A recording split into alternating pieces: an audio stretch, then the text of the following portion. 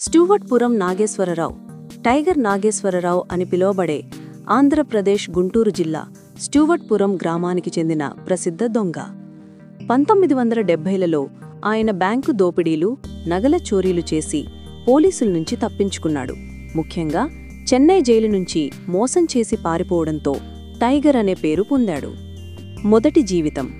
ఆయన తండ్రి కూడా దొంగ అని, కుటుంబంలో దొంగతనాల వారసత్వం ఉందని తమ్ముడు ప్రభాకర్ రావు చెప్పాడు. గజ్జల ప్రసాద్తో కలిసి ఆంధ్రప్రదేశ్, తమిళనాడులో అనేక దోపిడీలు చేశాడు. సంపాదించిన డబ్బు, బంగారాన్ని పేదలకు ఇచ్చేవాడని కథలు.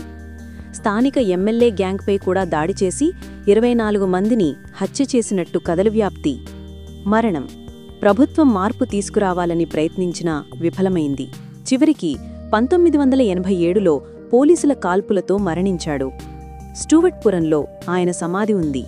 ప్రస్తుతం ఆ ప్రాంతం పూర్తిగా మారిపోయి విద్యాధికుల ప్రదేశంగా మారింది.